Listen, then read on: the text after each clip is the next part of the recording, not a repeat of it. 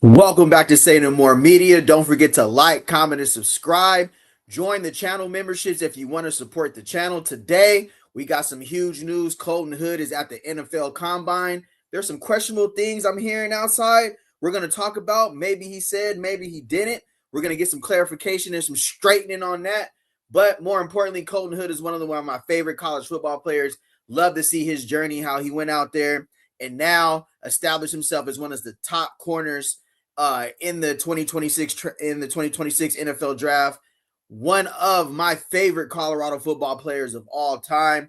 Without further ado, I'm going to let you know what's going on now with Colton Hood, right? I'll make this full screen for you guys. All right, so hometown, former Buff. To me, once a Buff, always a Buff. If you ask me, one of my favorite college football corners this season. Wish we could have kept him for sure. Out of Tennessee, college, came out of Tennessee, hometown. He a Georgia boy, so salute to all the Georgia boys. Y'all got y'all another one in the league.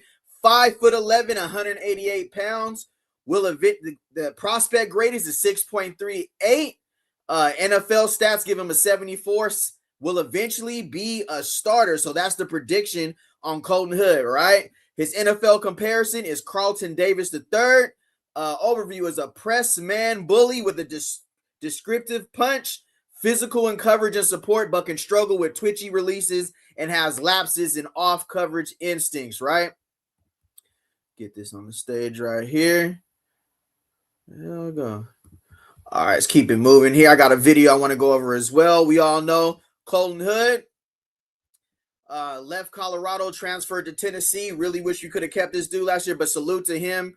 To me, we still got us one in the draft this year. I know he's wearing a volunteer jersey, but I seen what he did for the Buffs when he was at Colorado, and it was straight belt. I ain't going to hold you. Straight belt. So, with that being said, for Colton Hood, right? Some of his strengths, a press man bully. Some of his strengths, box safety, physicality, and coverage and run support. Suffocates outside release versus boundary wide receivers. Demands catch space on jump balls, right? Needs to sharpen technique, but has upside to be cornerback too and press heavy scheme. Finishes with stopping power like an extra safety. Aggression. Shows up in run support. We're going to get to the video in a minute. Weaknesses. You know, everybody has a place where they can improve. So for Colton Hood, they're saying he could struggle matching twitchy NFL releases. His hips can get sticky on sudden aggressive transitions. Gets dialed into receiver and loses track of ball flight. Let me see here. Leggy with sluggish change of direction as an open field tackler, right? Boom. Now what I want to do here, this is my video, so don't really have to do a disclaimer here, but I'm about to do a live reaction to my video just talking about Colton Hood and his journey to the NFL and how I really felt losing him in the transfer portal because he was one of our biggest losses this season. Colorado secondary really struggled without his presence on the field. I ain't even gonna hold you. We really could have used him. So in this video, I just kind of tapped into, the significance of losing Colton Hood, but also what we can do in 2026 to possibly keep NFL players like this guy on the roster. All things that you can only improve on to make your season better, because you can't tell me we couldn't have had a better season with Colton Hood on the roster for sure. If you want to join the channel, tap in here on the link right here. Vibes is in the building. Now I got something to say. Don't you disrespect our coach like that. Respect Vibes. If you want to call in, the link is right here. You already know. If you want to tap in on the channel right now, tap in on the link. Tap in. Transfer portal is when your team wins or it loses. And we lost against it. Hold on real quick, man. Sit down. That's Arizona, who put belt on Colorado in 2025. But Colton Hood wasn't going for it. And what do? We lost him to the SEC, to the Tennessee Volunteers. Now he's a projected first-round draft pick in the 2026 NFL Draft, a Jim Thorpe finalist, second team All-SEC. And the question is why? Say no more. Welcome back to Say No More Media. Don't forget to click that subscribe button and check out my transfer portal right there. Also, don't forget to hit the notification bell so you get notified when I drop this Colorado Buffaloes content all off season. Appreciate y'all being watching in here. Watching an NFL first-round draft pick. Leave in the Colton Hood video. portal is crazy. And that's something we had to sit back and watch as Colorado Buffalo fans all year long while we went 3-9 and was getting cooked in our secondary. Just keeping it all the way real. Colorado was supposed to be a cornerback university where you come learn under the leadership of Coach Prime Deion Sanders, arguably the greatest corner in NFL history and of all time. And what did Colton Hood do? He tried and he tried to stay with Colorado. For whatever reason, they couldn't get it done. So what did he do? He took his talents to South Beach, as we would say. He had to leave for the SEC. And even getting an offer from the SEC from the Big 12, you knew that the scouts for the Tennessee Volunteers got it right. They knew what Colton Hood was worth. And the NFL scouts got it right, too, because they got that boy going in the first round, number 30, to the New England Patriots. They trying to pair him with Christian Gonzalez so they can have a lockdown secondary. Man, that's huge news. And who would have thought with this junior – actually, this was his redshirt freshman season at Colorado. The plays that he – appreciate y'all being in here. If you remember Colton Hood in 2024 – DJ McKinney got the nod over him for the start. He was the backup to Travis Hunter, but when he got in the game, bro, was a complete, and I mean complete playmaker, bro. Really, really changing the dynamic of our secondary every time he was in the game. I ain't gonna hold you. Really wanted him, so I'm glad to see him getting his opportunity and what he did at Tennessee. And yep, I've got a lot of information in this video. He was making the confidence that he was showing. You know, him, DJ McKinney, Travis Hunter. Do not get a consolidation loan. Let's take that off the stage real quick. Hold on. Give me a second. What's good with y'all, though? How y'all doing? While we're there, right, there was I know you guys seen something possibly that he's seen, but looks like he came out and cleaned some stuff up as far as what? That's crazy. Give me a second here.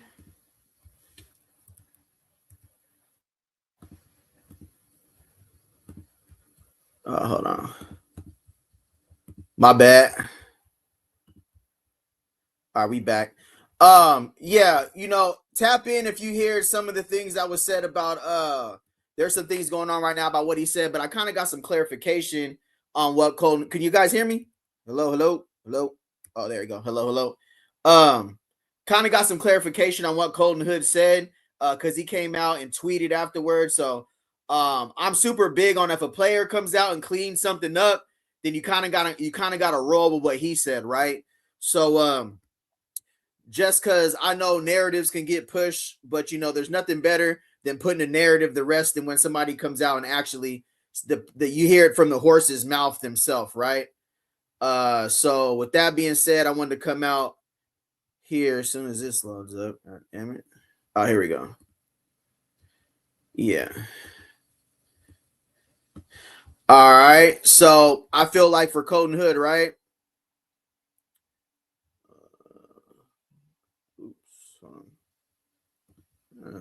All right, here we go. All right, so if you're just in here for the first time, you probably have heard some stuff about what was going on with Colton Hood. So he came out and clarified it on Twitter, right? So I watched the interview. So Colton Hood says, by no means was I throwing shade at Colorado or Coach Prime. I said before I wouldn't get into differences and proceeded to only talk about my previous school, as I assumed that was the best way to go about answering the question, right? So if you guys want to call in and talk about this, you know, the link is right here. But me personally, I think what the reporter asked him, I think Colton Hood just decided to not talk about Colorado. And, you know, I think, you know, he could have said worse if that was the case. If he really wanted to say something about the program, I felt like he could have said something worse. But choosing to not really talk about it and really just focus on talking about what Tennessee did for him, I feel like that's what he meant. Now, he didn't give Colorado no justice by not talking about it. I mean, he could have said something, but at the same time, sometimes not saying something is the best thing too. So to me, he answered the question completely about what Tennessee meant for him, his stop at Tennessee. He stopped at Auburn before Colorado. So I'm not going to take this super personal because before Colorado, Colton Hood was at Auburn. He didn't talk about Auburn. He didn't talk about Colorado. He only talked about Tennessee. You feel me? So I don't think it's too much of a big deal, something to really look into like that per se. But If he came out and clarified it and said what he meant, he said he wasn't saying nothing about Coach Prime in the program. Hey, that's what he said. That's what he said. You feel me? So I don't even know how I could go off of what somebody else said if we just see what he said right now. But I want to get through this video, and then I got something else I want to talk about with what's going on with who can be a undrafted free agent for us in 2026 and who has opportunity to make it to a rookie camp. Because as you know, the NFL Combine has started, but we do not have any players representing Colorado at the NFL Combine. Unfortunately, last season we had 5 players that were in the Combine. We had BJ Green, LaJohntay Wester, Jimmy Horn Jr., Travis Hunter, and Shedeur Sanders, right? All right, I'm finished letting this video play. If you guys want to tap in and call in, tap in. Hunter, arguably the best corner taken in last year's draft. You could put him between him and Johnson from the Michigan Wolverines. Stepped in for Travis Hunter last season, and honestly, the Colorado didn't miss a beat. He made some of the biggest plays on the defensive end for the secondary for the Colorado Buffaloes, and he wasn't even starting when he was with Colorado.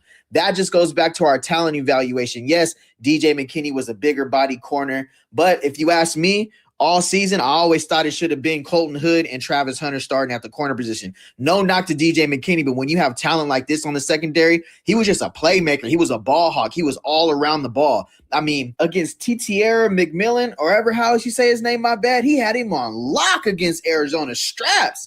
I'm talking about Colton Hood stepped in as a freshman and really locked up a first-round NFL draft pick last season. I'm telling you right now, we could have used Colton last season. And for me, what I learned from this is that obviously players hit the portal, but it just shows how that affects us the next season sometimes. Like, losing starters ain't always a good thing, bro. And, you know, on my channel, I keep it all the way real. I ain't going to tell you what you want to hear. I'm going to tell you what's on the field and what we've seen. So that's why losing so many starters this season, I don't like it, because nobody wants to lose starters, right? That's not nobody. You want to build on bringing in starters and having camaraderie and team chemistry. But I just seen losing somebody like Colton Hood last season. It just helped me learn like how there are losses that you lose in the portal and you gain in the portal as well. So what I want moving forward in 2026, I want us to have a great season. I want us to be able to keep some of our talent here. I know that it's the free agent market, and some are gonna leave for a bag, some are gonna go get paid. We know that, but not everybody leaves for a bag. Not everybody gets paid more money. Sometimes it's players that are looking for better opportunity, better playing time. Sometimes they're looking for a different position coach, different scheme, different philosophy. I'm just looking for this season, the guys we bring in, if they're not graduating, hopefully we can retain them if they're starters, and they're going to want to play for us, even though somebody might offer them slightly more. They're going to want to stay with the team. They're going to stay with the program and build heading into 2027. Appreciate y'all rocking with me. We're doing a live reaction to Colton Hood. Looks like that boy's about to be a first-round pick. Who you think is going to be our next Colton Hood for Colorado in 2027? For Titiera McMillan against Arizona, he constantly made big plays in some of the biggest games. And now you see he took that over to the Tennessee, and right out the gate, they just seen how fluid he was in press coverage, how fast he was with a 4.4 speed, and how he just got that dog mentality and confidence that you have to have as a cornerback. Because we know you have to be arguably the most athletic person on the field, because it's just you mano a mano versus some of the best athletes in college football out of states like California, Florida. And what Colton Hood was able to show has enough to put him on the NFL radar, and really has Colorado fans asking what happened for him not to be able to stay with the Colorado Buffaloes. Makes you think how they decided to play Jaheim Otis, whatever they paid him in NIL money, but whatever Colton Hood was asking for, if that was the reason why he left allegedly, I'm not sure. There's different stories out there as to why he didn't stay with Colorado. But for me, I'm not really going to gossip about that. I'd rather, if you know, you know. But we can't have this happen again. We now, with DJ McKinney lingering, if he's going to stay or leave, but the way he shut it down at the end of the season in 2025, it's looking like DJ McKinney is out of there. Tion Parks is already. So, again, if you come to my channel, bro, I'm going to keep it real. I was already saying, like, I'm going to rewind that again, bro. When McKinney sat out last season, when Seton sat out, I mean, it don't really take rocket science to see when somebody kind of shuts it down, especially if you played college football before. You can kind of see, like, I've been there before. I've been around players who got injured to preserve their redshirt year, who got injured because they knew they weren't coming back. It happens, you know what I mean? It's not the only team. Colorado is not the only team it's done it for. It's not the first time, and it won't be the last time. You know what I'm saying? But yeah, I'm gonna run that back because there were glaring obvious like the transfer portal is a huge thing for all college programs now, not just Colorado. You can be great to a player, you can feed them 3 meals a day, house them, all that good stuff, and they'll still hit the portal on you. You know what I'm saying? And that's not just Colorado. So I'm not just gonna make this a Colorado thing because this happens everywhere. But when Colorado has been so strong with cornerbacks, especially with Travis Hunter going number 2 last season, that was huge, bro.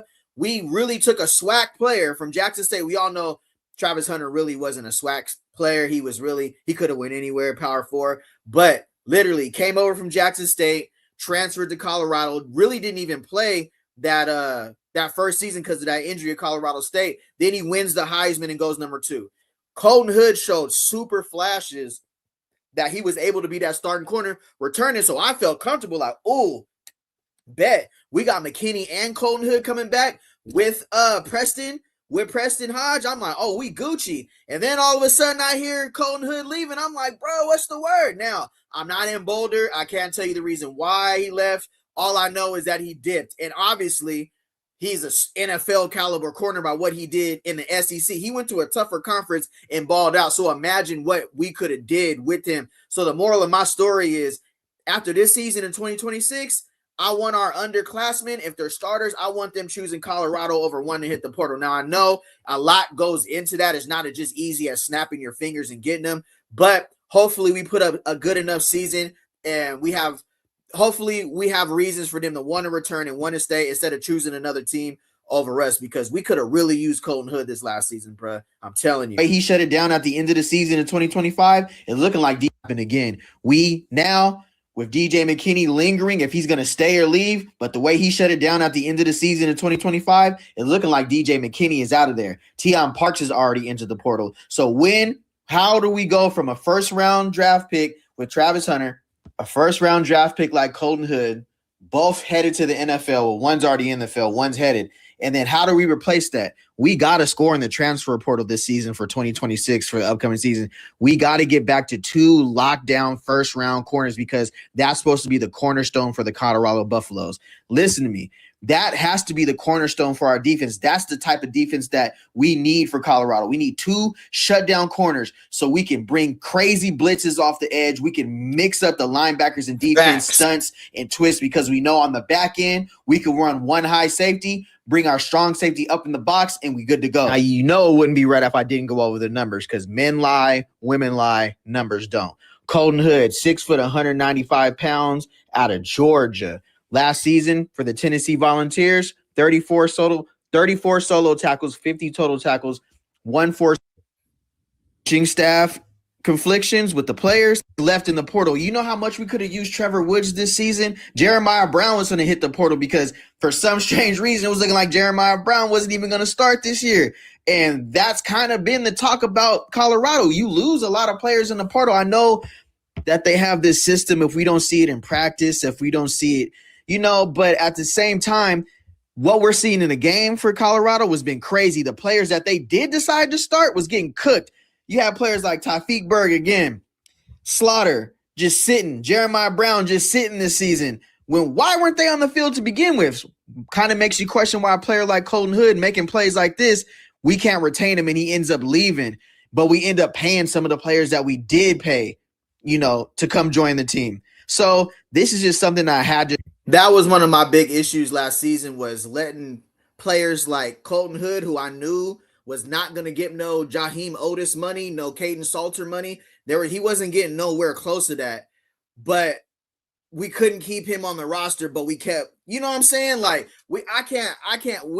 that's just keeping it real, bro. We got to be able to get players like this, right? Who damn near probably would have paid, was probably one of them players that was like, look, I want to be here, I want to do this, but for some reason we couldn't keep him. But we end up we work it out with Otis, and we work it out with Salter, we work it out with some of these other guys. No disrespect to them, but we work out their contracts and they stay. But somebody like Hood dips.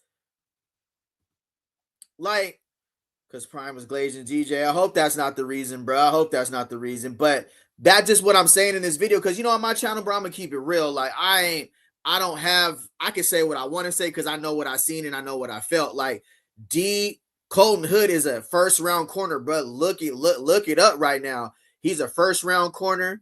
If you guys are getting in here just for the first time, too, you seen just some clarification. Colton Hood came out and cleared it up. I know there's some things going on around right now on the internet, whatever, but I like to go straight to the source. So if he said that ain't what he meant, that's not what he meant. He says, by no means was I throwing shade at Colorado or Coach Prime. I said before I wouldn't get into differences and proceeded to only talk about my previous school, as I assume that was the best way to go about answering the question. For sure. He didn't talk about Auburn, where he went before Colorado. He decided not to talk about Colorado. He decided to talk about the school that he just played for and went to and remember, Coach Prime just came out and said, when you come inside this classroom, I don't want you wearing what's up, Bucket? But remember what Coach Prime said, when you come inside this school, I don't want you wearing none of your old team's gear. Right? So coaches feel like that too. You don't understand. If he gets up there with Tennessee, you don't know what Tennessee said. Hey, we want you to push volunteers. We got recruits coming. We got people coming. So, hey, Coach Prime said it too, right? Remember, we can go back and run it on the video. He said, when you come in Colorado, I don't want you wearing none of your old team's gear. I don't want to hear about them. I don't want you talking about them. You're at Colorado now. So what Colton Hood does, he goes up there. An interviewer asks him a question. You can see he paused. He thought about it. You can tell he paused and thought about it and said, nah, you know what? I'm going to give, because he went to Auburn and he stopped at Colorado, but he decided to talk about Tennessee. And to me, there's where he's got $1 million contracts on the line. He got his alumni, his school. Now, do I feel like he could have gave a shout out to Colorado? For sure.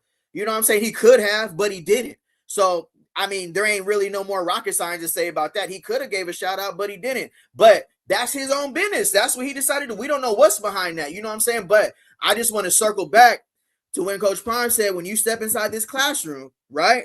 The old team stuff, I don't want to see you wearing the dirt. I don't want to see you wearing their shirt, their shorts, none of that. So if Colorado is setting the standard to where it's saying, so when Colorado says, I don't want to hear about your old school. I don't want to hear about what you did. I don't want you rocking that here. That's like you being with your ex-girlfriend. Then it's the same thing when he gets up there. I mean, I don't really look too much into it because I feel like he just gave a shout out to Tennessee. I'm not gonna push it out there like he was throwing a shot. Now, what I am gonna say is that he could have at least said salute to Colorado or salute. He could have said that, but he didn't. So that's his business. He didn't say it. He didn't say it. It is what it is. You feel me? Nah, we doing. What's up, Northside Roger? What's good, bro? Northside Roger. Yeah. Not for sure. Bucket says he definitely meant that for sure. Tap in, Bucket. You know what it is. Tap in. All right, I'm gonna finish this video real quick because what I learned with Colton Hood is that let me see where I'm address it. We have to fix it heading into 2026 season. We can't afford to lose players like this again in the portal. It's just, you see, we went from a 9-4 season, having one of the best defenses, the best secondary in the Big 12 and in the nation, to possibly one of the worst secondaries in the Big 12 and in the nation. And we lost a lot of talent and we didn't replace that talent. That's all facts what I just said, bro. I didn't really say anything that wasn't facts other than like, look, there might be stuff we don't want to hear, and I understand that, but that's the facts, bro. Like, DJ McKinney was supposed to step up and really be that lockdown corner that Colton Hood really could have been for us, but it didn't happen. You know what I'm saying? So that's why I want to see in 2026 with England, with Cree, with everybody that we have, I want us to retain those players heading into next season so that we can build something. The underclassmen, I want to see us keep our NFL players. You know, it's never okay to lose players like that. It's not, bro. You know what I'm saying? Like, you could try to convince me that it's cool. I understand it's the portal. Everybody's going to lose it. But for my team, I want to see us keep those guys. I really do. I think it can only help us heading into the next season. He fits the type of stereotypical player that Coach Prime Deion Sanders wants at his program, a multi-sport athlete like himself. Played baseball in high school, football, basketball, just a real athlete, 4.4, 39, almost 40-inch vertical leap, really mirrored Coach Prime Deion Sanders in his, his brashness, his confidence in himself. And we got to go over what the NFL Draft Buzz has about him, because we're going to go over his strengths and his weakness. Now, the NFL Draft Buzz, shout out to them in their scouting report, has him as and to keep it real, bruh, only reason, first of all, Colton Hood is really one of my favorite players in college football, but I'm not covering nobody from Colorado right now. So this is the closest thing for me to covering somebody at the combine, because to me, once a buff, always a buff. If you hit the portal, you hit the portal. But if you put on that black and gold and you went out there and put belt like Colton Hood put belt, I'm not going to turn on him just because he decided to dip. People decide to dip all the time. Shoot, people hit the portal all the time when they feel like it's best for them. So I don't want to. I'm never going to start.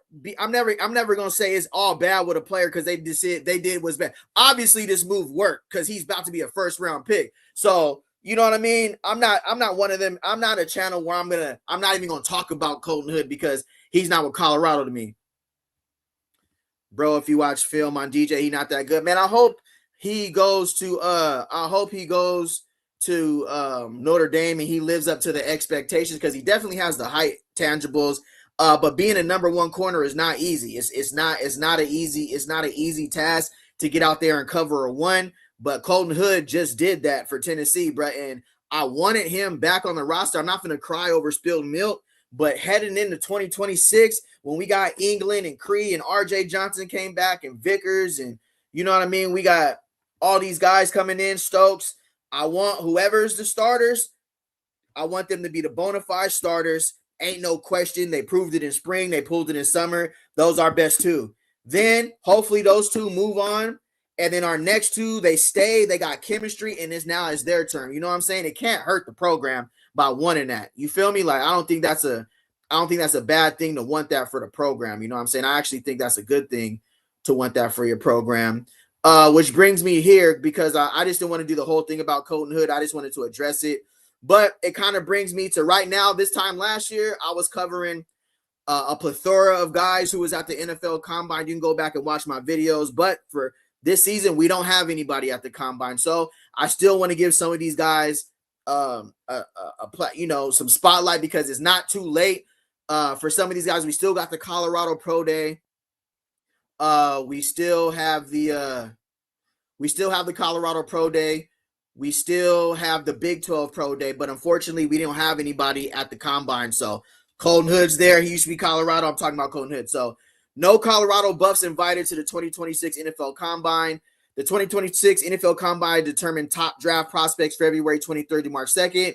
0 Colorado Buffaloes were invited out of 321 total players. That's tough. I ain't going to hold you. This being my team, I definitely want at least 1 or 2 in there, but this wasn't our season. We wash it up. We learn from it. We move on. Next season, I expect just as many as what we had in 2024.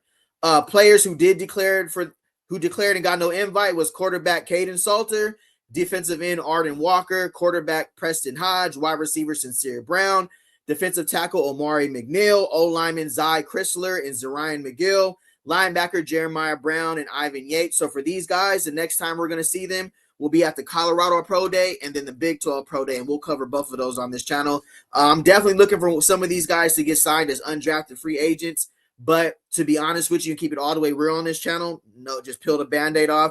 I think we're not going to have anybody selected in the draft. I think at the most we'll get some undrafted free agents, and then we'll get some rookie minicamp invites, and then that's up to them to go out there and do their thing.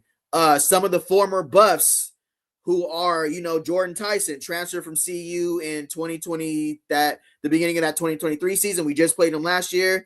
He's going to be a projected first-round pick, so salute to Jordan Tyson. You know what I mean? Why no Combine Buffs? Colorado football followed up a tough 2024 season with a disappointing low production, 3-9 in 2025. No Colorado players met the criteria to exclusive invitation-only event. So that's neither here nor there. Of course, you guys heard the news. We made history like we always do. Salute to Scotty Proctor. Colorado is the only Power 4 football team with black head coach Deion Sanders, offensive coordinator Brendan Marion, and defensive coordinator Chris Marv. College football history, close to close out Black History Month. So salute to this, bro. As always, Coach Prime is always innovating. He's always changing, just like he let Travis Hunter play both ways. Something full time, something that nobody ever did. Brought a high, number 2 pick in the draft. Always innovating, always changing the game. Salute to Coach Prime, and I want to see us go out here and put belt, especially with an all-black staff. Let's go out there and handle business. Now the expectations are only even higher. You know what it is. I seen this earlier on Brennan Marion. That boy was a dog in college. If you're in here, if you can hit the thumbs up too. Don't forget Mata is crazy. Hold on, let me jump in the chat real quick. What's up, Bucket? What's up, Who's Clip? Yo, hot take. I think Sapp is the new D-line coach, and Coach Prime is using Carter as a proxy to bypass the GA position Sapp is in, and plus Carter can do the recruiting and watch film. That's a good point. That's a good point, Who's Clip? That's a good point. All right, yeah. I didn't even think about it like that, for sure. Bro, if you watch film on DJ, he is not that good. I think he had a good 2024 campaign. I think he struggled a little bit last season as the number 1 corner. But I think he'll have a shake back here for Notre Dame. I hope he does big things over there. Prime played a bum over Colton, paid the bum that held out over money and tried to mistreat his brother. Oh man, that's crazy. I didn't know. That's tough. If you feel me, see you mess up with past roster. It happens, bro. We gonna put 2025 to rest, and we gonna get further. All right, so Coach Marion says he made a way even when he couldn't see a way. The only wide receiver in NCAA history to catch 1,000 yards, bro. Do you know what 1,000 yards on only 29 catches is, bro? That's straight belt. Straight belt. That's crazy vibes. That's insane. To me, you can call me that if you want to. We rock with each other, but I'm gonna keep it real. Colton Hood is really like that, bro. And I really feel like he could have helped us last season. I just wish he would have stayed. That's me personally. I rock with you vibes, but we keep it real. We could chop it up on this channel. You know what I'm saying? I really think Colton Hood is he better than any corner we got on our roster right now, for sure. That's a fact. He better than any corner we had last season or any corner we got on our roster right now. I mean, that's my personal opinion, though. You know what I'm saying? I'm going to always rock with my favorite players, bro. Like, whether they leave, like Omarion Miller. Omarion Miller is like that, bro. I don't care. Omarion Miller is, he gonna ball out next season. Being honest, bro, Colton or not, we would have been ass. That's crazy. Yeah, but we wouldn't have been as ass. We wouldn't have been as ass, especially in the passing game. Colton Hood was strapping in 2020. I mean, in the SEC, he faced way more better receivers in the SEC than he did in the Big 12. I'm just keeping it real. Colton Hood was going crazy. I would have took him over our second corner any day last year. No disrespect to those guys, but that was one of those guys I really wanted to bring back, bro. He could have really helped us. Now, I'd like to your point, vibes, would have made a huge impact on the record. No, but we could have had somebody in the league.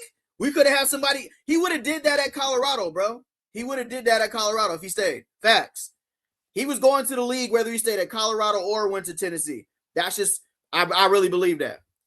If you guys want to call in, here goes the link right here. I'm gonna just add it right here. If you want to tap in. Here goes the link right here. Click the link, call in. If you're in here, if you can hit the like button, appreciate it. On my channel, bro, I'ma always cover what I want to cover. You know what I'm saying? Like, I pride myself on my channel. I can cover who I want to cover because I'm just a fan, just like you guys. And on my channel, I like to talk about the stuff that I like to talk about, and I don't feel like I can't talk about something because I ain't got what's gonna happen. Like, you know what I'm saying? Like, I feel like you can't be walking on eggshells as a YouTuber. You got to be able to talk about what you want to talk about, bro.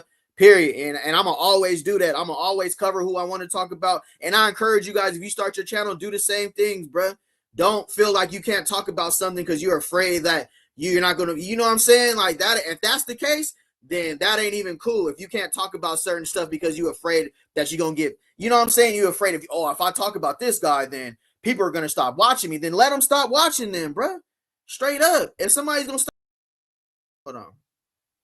If somebody's gonna stop watching you because they don't agree with you how they feel, then they ain't trying to watch you anyway. So let them go watch who they want to watch. That's just how I feel about on here, because if you guys are starting your channel, you're gonna realize, bro, everybody ain't gonna agree with you, and that's okay. But we can't take it to that next level where it just goes too far. You feel me? But a freaking night facts, bro, about Hood for sure. Now everybody has their opinion. That's a fact. I respect. Everyone knew Colton was already locked as quarterback when they are still mad about 2024 season. Yeah, nah, for sure. That's a fact, vibes. I mean, yeah, I want to get to that point, vibes, to where 2026 is the season we're talking about, and we don't even have to go back to 2024 now. Like, I'm so tired of going back to 2024 to like make my point. Like, well, we were good in 2024. I just want this season to hurry up and Georgia Tech to start so we can put Belt. He would have helped with the K-State game. That's a fact. We got a little Bucket in the building. Bucket, what's good? Can you hear me? What's up, bro? What's up with it, fam? What's the word? What's the word? What you tapping in? What's good, bro? Yeah, it's like the comment I just said, bro. It's like it's kind of messed up that like a lot of stuff transpired because like two of those top corners that's finna get drafted this year, they should have been on our team, bro. Right. D'Angelo Pons and Colton Hood. Right. But I mean, I guess that the fact that I don't know if it was Marshall Falk decision or Coach Palm decision to let go Brandon Hood, but we was standing at the running back position. I don't understand what was the point of letting him go. Yeah, I'm not sure neither. I wish I was inside. Pause. I wish I was out there in the locker room to actually know what went into that. I don't know what the final decision was. All I know is that man, losing Colton Hood was somebody. It's just I just seeing what we could have had last season and how we didn't have them. My whole thing is like how we came to terms with Otis and Salter and we paid them and whatever it took to get them on the roster was cool.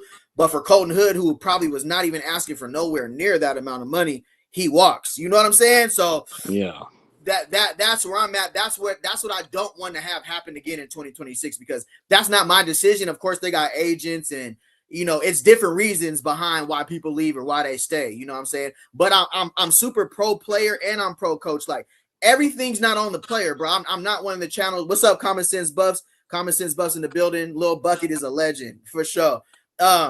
I'm super pro on like from playing college football. I see what happens in the locker room too. It's not always on the players. Sometimes it really is some BS that goes on that we be like, bro, I'm going to leave regardless. But I understand some coaches and some coaching staff too. They're just like, hey, I can move on. Anybody's replaceable. That stuff happens too. So I just like to be super fair on my channel. I don't like to lean super one way. I like to just kind of call what I call like I see it. like even playing field, yeah. You feel me?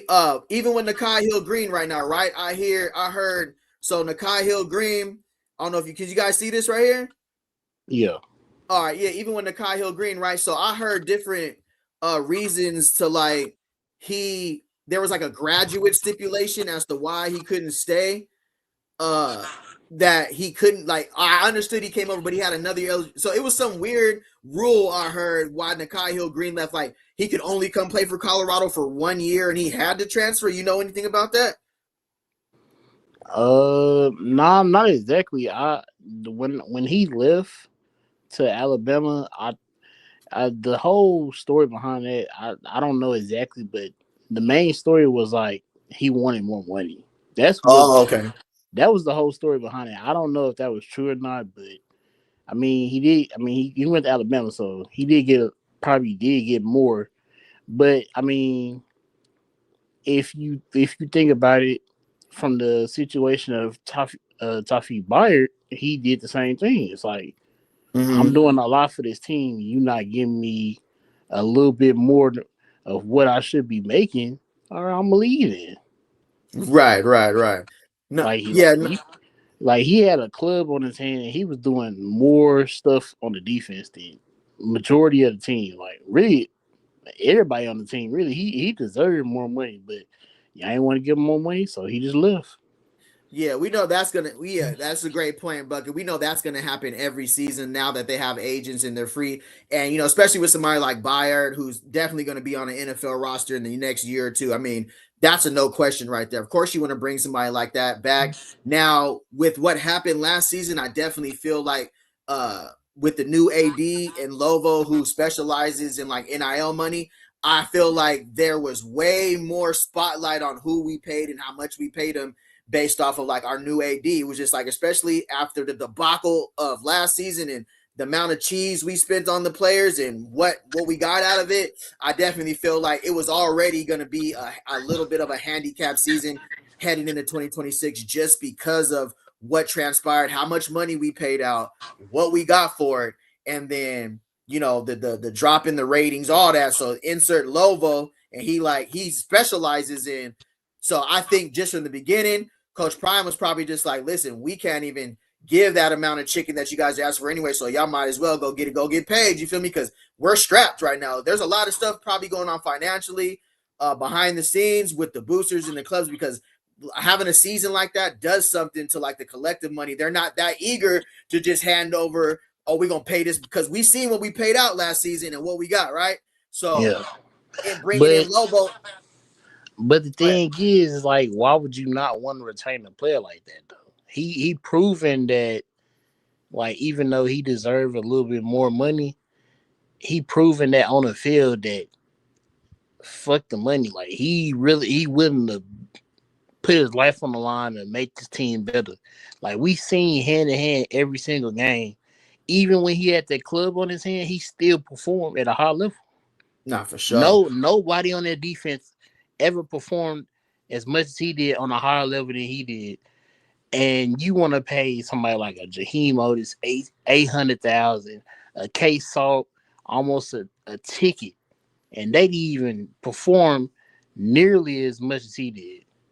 But you want to get rid of him just because he's asking for a little bit more money. Yeah, I think that's why Coach Prime told Coach Phillips it was time to go. Because I honestly don't feel like that was a Coach Prime call. I'm gonna keep it real. Knowing how college football works, that's somebody that Phillips brought to him and said, "This is who we need to go after as the director of player personnel." So you see, this next season, Phillips ain't here no more. Just keeping it real, Phillips is gone, because that's the business side of it. You bring this guy to me. I'm sick. You feel me? I'm battling cancer, all that, and you bring me this guy, and I'm saying, all right, I'm going off you, because Phillips did have a good 2024 class, so I could see why Coach Prime was just like, all right, I'm sick. I'm gonna go with you on this call and say, like, because he did produce a great 2024 transfer portal class. Salute to Phillips for that. But I feel like this last season, it just didn't go like that. And then now we see all the changes that were happening. That's why we bring in a new recruiter. I mean, the new director of personnel. I feel like they wanted to, but here's the thing though too. Some players, I'm gonna keep it real. Some players we could have paid them a nice amount of money, but they already had it in their head they were leaving too, because that does happen too. Top Byard might have already had in his head he was out. That happens. Yeah, but I mean, he can go off of coaching as well. It's like we're not really getting developed from these coaches. It's like I really want to just give up, but it's like, do I give up or do I just leave? You know, because you could really tell that Omarion really didn't like Coach Field. Right. Yeah. Like even when Travis and all them was there, you could tell that he never liked the Coach Field. Maybe it was because he was playing behind someone like Will Shepherd or somebody like that, and it was like, man, like I'm doing all this and I'm still not getting the proper respect that I deserve because I'm coming in as a sixth man, or what you would say, and performing at a high level, and then still getting treated like I'm nothing, like I'm worthless. Even the 2025 season, like he felt like I'm the top dog, but I'm not properly getting trained and developed like how I should. Yeah, that's a great point to Omarion Miller. I feel like we got Common Sense Buff just got added. I'm gonna bring you on in just a second, brother. How you doing today? Salute. Yeah, with Omarion Miller, he stayed down until it was time for him to come up, in my personal opinion. Like, he stayed locked in with Colorado for 3 seasons. Will Shepherd came in that last season. We understand he had, Will Shepherd came over with an NFL grade. Him and Omarion, I ain't gonna hold you. It was kind of right there and there, but I think Will Shepherd beat him out a little bit that season. He was a more developed wide receiver. But for last season, I feel like it took a little while for the identity offensively, because Omarion Miller really could have probably really got a band, but they didn't get rolling with him till like the 4th game of the season. His target share was down. It was just that first couple of games, like Sherman was trying to figure out what he had in Salter, if they were going to run the ball, if they were still going to try to be like the 4 wide receivers with Shador and throw it. So Amarion Miller probably could have cleared a ban, but yeah, he at Arizona State now. And yeah, we got to face him this season. But I do feel like behind the scenes, though, I feel like Coach Prime is one of them coaches that tells players like, hey, we can't pay you this amount. It's best if you want to get paid, go find it somewhere else, dog. Like, I feel like he's one of them players. I feel like he's one of them coaches that'll tell him go get paid. You feel like that or what? You talking to me? Yeah, Bucket. Yeah. Yeah, I feel like that, but I also feel like in this day and age of the NIL area, like I feel like you shouldn't go on the press conference and tell the whole world that we not paying you. That's not right. a good idea. That's crazy. That's not a good idea to do. You know what I'm saying? Especially when kids want money. But if you want the best of the best, you want to get to the Big 12. I mean, it's like a thing where it's like you not from the whole balance of Colorado, y'all not really developing players like y'all should. Y'all not getting a lot of players to the next level. So it's like if you want to go for the best players, you got to pay the money. Right, that's a fact. We got Common Sense Bucks in the building. Common Sense, how you doing, brother? Yo, can you hear me? Oh, he looks a little frozen. All right, so we got some news here. Somebody saying Northside Roger says Warren Sapp is not coming back to CU. The news just broke. That Northside, is that on Twitter or where that? Hey, Common Sense, go out and come back in. Pause. Let me go fact check that. I'll be back. All right, for sure. All right, so if you go here, appreciate you guys rocking with us. There's a lot going on today. For me, there's no Colorado Buffaloes in the draft, so I'm kind of going with players who were once at Colorado and are now. Nikhai Hill-Green didn't get a combine invite, but he is projected to be a late round pick. Common Sense Buffs, can you hear me? Yeah, I can hear you well, man. Oh, what's up, brother? How you doing today? Outage out here. I'm great. No worries. I already know. No worries. All right. So if you see by the thumbnail, how do you feel about Colton Hood? And first of all, how do you feel about Colton Hood in this season? He just had at Tennessee. And how did you feel about him when he left us in the transfer portal? Happy for him, man. You want to see a guy who puts in the work, who stays out of trouble, who does what he's supposed to do, succeed. So extremely happy for him. Hopefully he goes on to have a very, very good NFL career. I feel the way that a lot of people in the chat and how Lil Bucket was just expressing, it's like, it's one of those guys that you hate to lose, right? Right. You almost immediately understood that his presence in that room was going to be missed. Right. And, I don't really get into speculation about why somebody might leave, but I know him and his brother were a package deal. For sure. What I don't understand is why it was necessary for them to be a package deal in Colorado, but not a package deal in Tennessee. Right. That's a great point. So that would be my only question mark. Outside of that, man, happy for him. Hopefully he does really well. For sure. Now with Nikhai Hill-Green, another former Colorado linebacker who was really putting belt with him and Levante Bentley.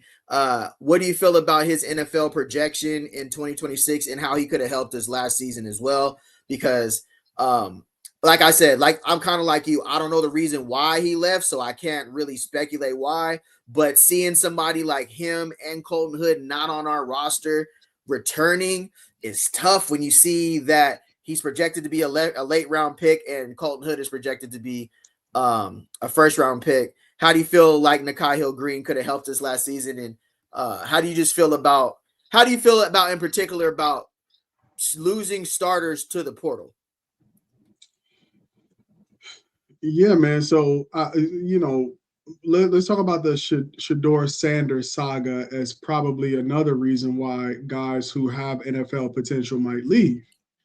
So you could see a Nakai Hill Green who was not the starter, and you guys correct me if I'm wrong. He was a rotational guy. Crazy. Who is able to be a rotational guy at Alabama and still get drafted. Right. I think that's probably some of the conversations that were happening behind the scenes. Is like, listen, even as a rotational guy at Alabama, we could get you in the NFL. You might not even get drafted as the starting linebacker at Colorado, right? So there are all these other conversations beyond just people getting along or money being paid that are happening behind the scenes that might make a player want to leave. Right. I feel like if playing time was Nakai Hill Green's primary objective, he would have stayed with Colorado. I think ultimately it was probably a combination of he was going to get maybe higher NIL at Alabama. Plus, he felt like his prospects, even though he may not have been a first string starter playing most of the snaps, he saw that as a clearer pathway, at least to the combine and maybe even to the NFL, having that jersey name or that university name next to his. That's the kind of Nakai Hill Green, deeper analysis I'm looking at. He probably has some conversations about, man, you could start over there. You probably still won't get drafted. So here on the screen, it's the Colorado players who did declare for the draft. You got quarterback Caden Salter, defensive end Arden Walker, Preston Hyde, Sincere Brown, etc. How do you feel about Colorado not having any players in the draft? One, what do you feel was the reason? And if you can give me who do you feel will probably have the strongest opportunity to join either sign as an undrafted free agent or make a practice squad for 2026? Yeah, man, that's tough. I mean, you're coming off a 3-9 season where maybe the only guy you could point to, the guys that you could point to that have NFL futures all left in the transfer portal. So, like, if Omarion Miller was on this list, I'd be like, oh yeah, I could say Miller. If Tawfiq Byard was on this list, oh yeah, Tawfiq, but they're not there, right? They all transferred out, which is part of the issue. I really don't know, and I really can't say. The guys who I thought would probably make a run, because you're playing in the Big 12, you certainly need to be at least an all-conference player. Yeah, right? Absolutely. That helps. Yeah.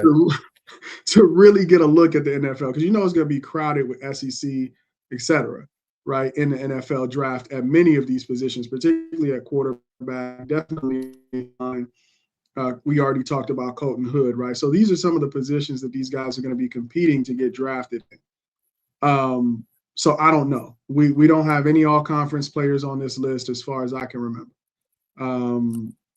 I can't really say. You might get some practice squad guys maybe, or some late sixth rounders, but I can't really say. I don't even want to go on the record with this one. Right. Yeah. Last season, we remember the Colorado Pro Day was like a pay-per-view event. It was crazy. It was exciting. We had over 5 players that actually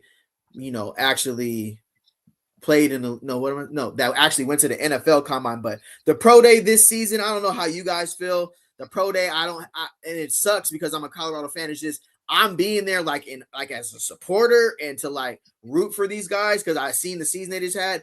But it's just like, man, the vibes is so different in 2026 compared to the 2025 combine. Bucket, you back? Yeah, I'm back, man. All right, so legend, little Bucket. What's up, man? All right, so it looks like news has just broke. I'm gonna share the screen here, and then I'm gonna let you guys. Hall of Fame Warren Sapp, Hall of Famer Warren Sapp is no longer on the Colorado football staff after 2 seasons with the Buffaloes. Sapp is leaving to pursue other opportunities, according to Buff Zone source. CU Athletics thanks Warren to his contribution. Yes. All right, Bucket, I'm gonna let you go there. What do you feel about the news that just broke that Warren Sapp won't be returning to Colorado? Right. I'm gonna tell you now. Like after was it the 2024 season with D. Lou and Warren Sapp, it was like smoke mirrors. It was like we love what's happening, but when the 2025 season came about, we was like why is Warren Sapp not fully into the program? Like why is he not putting all of his effort and recruiting and getting these certain players and stuff like that? Something that we needed him like for the program. It's like he was not wanting to be there. Right. So it's like you just basically wasting time having him as a staff member. It was basically wasting time the whole time. Like, why is he here? And you can see that it was like kind of struggling with Pecco because he was a soft spoken guy, and like it looked like he really wasn't getting through with the players that was there, especially with Jaheim Otis and all them. So it's like just throw the whole defensive line coaching staff away, bro. Like we need new guys, Right. All right, Common Sense, I'm going to let you take over for that one. How do you feel about the news that just broke that Warren Sapp will not be returning to Colorado in 2026? Man, listen, I cannot imagine playing defensive line, getting coached by Warren Sapp, and getting nothing out of it. Yeah, nah, for sure. That'd be like me being an investor as like my career, and Warren Buffett is my coach, and he can't help me make money. Right. That's a fact. That's you can't say correct. He's not Warren Buffett, so it's not the teacher. It's got to be the student. I mean, what other Denzel Washington is your acting coach? Right. Absolutely. Yeah. Right. So I think it's really unfortunate, and maybe the players shouldn't get all the blame. Sometimes just because you know how to do something doesn't mean you know how to teach it. But I just my hope was that having a guy like that who basically accomplished and won every single award that you could win as a defensive player would have the effect of rubbing off on his players. Was he truly fully committed? I think he never really officially received a title. Would let me know that he was fully committed. So maybe that was part of the problem. I hate to see an influence like that walk away, man. He's forgotten more than most defensive line coaches will ever know. Absolutely. So yeah, I feel like with Coach Prime, how he's on, like we seen Bucky come out on Duke the Scoop and just say he's just on the no nonsense these days, and like if Sapp's not committed, if he's half here, half there, plus allegedly whatever's going on outside of the program, it was just like, hey, bruh, you know how important you are to this team. Like Sapp, straight to your point, like you said, he's a very important piece of this team, especially somebody like Dante Carter. Sapp's forgotten more than Dante Carter will ever know. So I even said the other day, like the last two lives was like, we still got Sapp returning with just a graduate assistant taking over for the D line. But it's been a crazy week for Colorado, bro. I'm just saying, like, what other program do you get these type of headlines back to back to back to back? We're going to get in the chat here. Sapp dipped out. I told y'all Sapp was not locked in. Keith, Keith was definitely saying everything he said about Sapp not recruiting. Hey, that's a fact, Keith, bro. You know how many, like, even when the D-Lou era was there and we were so hyped up to have Warren Sapp on his staff, you know how long we really wanted Warren Sapp to go get the Florida boys that we needed, the Texas guys, the Georgia guys. Like, we really needed him to go get the top tier D lineman, and he never did it. He never recruited. He never did any of it. Right. He never fully bought in. So it's like, why are you here, bro? Right. But you know what? I think and this is not we. I mean, let's maybe talk about it. Is Colorado able to recruit like we think they should just because of who their coaches are? We are absolutely in the NIL era, guys. 5 stars cost 5-star money. Facts. I mean, I could pitch you on all of that, but mama and daddy like Ohio State gonna give us 2.5 million. Colorado talking 800,000. We're gonna go get this 2.5 and go play for Ryan Day. That's true. My thing with that is I agree with that to a certain extent.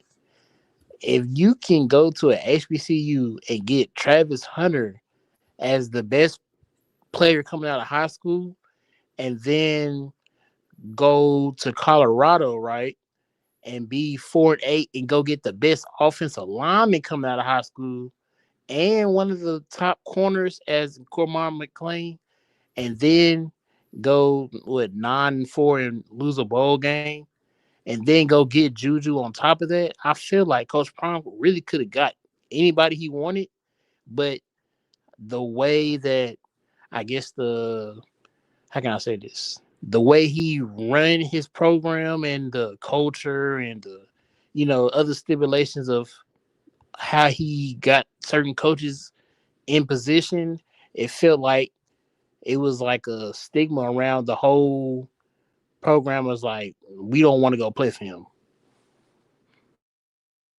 Right. Are you meaning by when players leave, like that's the narrative that when players leave? Or are you saying like what do you mean by that? Yeah, like I think I think the Cormani McClain situation really rubbed a lot of players the wrong way. Okay. Even the incoming players that wanted to come play for Coach Prime because you're one of the best players that ever played a game. Facts. So you see that coming from what he did in the NFL, and now he's a player, and how he elevated Travis Hunter and stuff like that. But I feel like a lot of kids looked at the Cormani McClain situation and was like, nope, I don't want to play for him. Especially guys coming out of high school, because he was a very, very high recruit coming out of high school. You're right. Correct. Absolutely. All great points right here. So with all the changes that we have in Colorado, we have Livingston's gone, Dante Carter promoted just ahead of spring ball. This for you, Common Sense. How do you feel? Like, I've been hearing like, oh, it's so close to spring ball with all these changes, but it's still the off season. Listen, we're still in February, bro. The season doesn't start until September. August, right? And so August, basically. How do you feel about the moves being made now instead of waiting until later? Yeah, no, I like. I mean, you have no choice, right? This is not everything's gonna be perfect. It's going through a full overhaul at this point, right? And a lot of stuff that we saw as fans, most of it people have kind of put on the players, but it feels also like there's a transfer portal for coaches. Right? No, absolutely, that's a fact. Right. So the same kind of excitement that people had, I mean, the same kind of doom and gloom people felt when a lot of the players were leaving, when players weren't coming in, is the same kind of doom and gloom because these coaches changes are happening so fast. We haven't really seen what the replacements for these coaches are going to be like, which I think is what we really need to see during spring ball. However, you also need player coaches, meaning guys who are willing to work on their own game outside of the practice time, right? If all your instruction and all of the responsibility for your development falls just on who your coach is, you're not going to be a great player. That's a fact. Right? You're not going to be a great player because guess what? That single coach doesn't know everything that you need to know in order to be successful. It's just like if you're on a job. If you're dependent just on your direct supervisor for your full development, you're not going to be fully developed because they can only teach you what they know, right? So you have to be personally invested in your own development, and you need to say to the other guys on the team, okay, listen, after practice, this is what we're going to work on, right? These are some other things that we need to improve on. So I just didn't think that kind of team chemistry was there. And I think it was more so there in 2024. So I'm excited to see what the coaching changes bring, but I think the overhaul was necessary, man. A lot of these guys needed to go. Right, and I feel like that's definitely the message that Coach Prime is sending heading into 2026 is basically He understands the importance of this season, not only for his record and his coaching staff, but his future at Colorado, the program's future, the collective money, all of the paperwork that's behind the scene, right? All of the money, all of the collective money. We went out and kind of went towards the Kurt Signetti approach, getting hungry guys with FCS production, elder classmen. But heading into 2026, we all know Colorado was headlines, right? Do you feel that Colorado gets the fair criticism that it deserves after one losing season? Or do you feel like just because it's Coach Prime and it's him who's the head coach that we don't get the fair shake that everybody else would get? I'm gonna start with you, Bucket. I would say yes, because I feel like a lot of just Colorado in general, we wanted him to be the Carsonetti. With, I think it was like the 2024 season. Like, we knew coming to the D1 level, starting off, like, we knew that it was going to be a little stimulations of stuff that happened that you need to get taken care of, whether it's coaching, whether it's more talented players and stuff like that. But when when you lost the bowl game of certain stuff of we can't stop the run or we can't run the ball and stuff like that carried on to the 2025 season of, okay, now you don't have your sons. What can you do now? You know? Right. So that really hindered his coaching career of like, okay, can you really develop guys? Can you really put a lot of young creative coaches in position to let these students and athletes carry on the 9-4 season to develop them to be in the Big 12, you know? Right. So that Absolutely. I feel like that really hindered his coaching career. So now we look at him as every critique in the book because we feel like he's not doing what he's supposed to do. For sure. All right. I seen that the beat writer from Brian Howell again over there in Colorado was on 0 to 60 earlier. I want to jump over here and see what the beat writer for Colorado has to say. As you know, the beat writer for Colorado, he's been there for a while. He's covered Colorado for years. He was just on Duke the Scoop. Yeah, he was just on Duke the Scoop having an interview. So I want to see what he has to say about Livingston and kind of pick the ear and see what they're talking about with the Livingston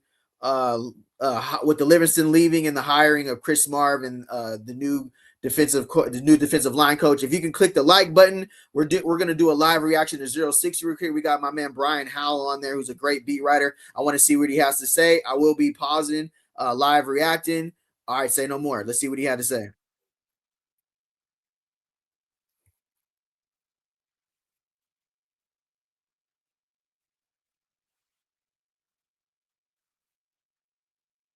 So Coach Prime has to know that, had to have known that his aspirations were to go back to the NFL at some point. So you hire Chris Marv, I think, with a little bit of insurance for that move. But it's still concerning. I mean, you think you go through, all of offseason workouts with Livingston as your DC, but at the same time, Marv's been here all offseason too, and so he's now been with Livingston and gotten to know this defense a little bit. Maybe it's not fully his spin on it right now, but I think the fact that he's been here certainly helps. It's not like you're bringing in a brand new guy from the outside a week before or a couple days before spring ball. I've heard you say 3 or 4 times here on the last 3 or 4 times that we've done an interview. The sky isn't falling. Yeah. The more I keep hearing that it's not falling, the more I think it is. And now, I don't think that one coach or a defensive line coach is really going to have that much. There's always different opinions on here. Matt comes from a more formal Colorado ex-player, lives in Colorado approach. Respect. Brian Howell comes from a more middle grounds approach. I'm not really too concerned with Bailey's approach, to be real with you. Honestly, just to be honest with you, Bailey comes with whatever approach he has. That's cool. It's whatever. But I like listening to Brian Howell because he kind of gives an inside beat reporter, an inside journalist reporter on how they're covering Colorado. Us as Coach Prime, Deion Sanders fans, we could believe in the team. We can have faith in the team. That's cool. But it's always here. It's always good to have an ear what are the Colorado fans talking? How are the the people who live in Boulder? How are the guys who attend CU? What are they talking about? So I think Brian Howell does a great job with being very baseline on his responses. So appreciate you guys doing a live reaction to 0 to 60. I'm gonna let this play, then I'm gonna get back in the chat. Way until the defensive line played like it did last year under a first ballot Hall of Famer in Pecco. Yeah, Pecco still got the Pittsburgh job, but none of those players are going to go play. Maybe Arden gets an opportunity, but other than that, I doubt any of those guys go to the league other than going to a different school. So, yeah.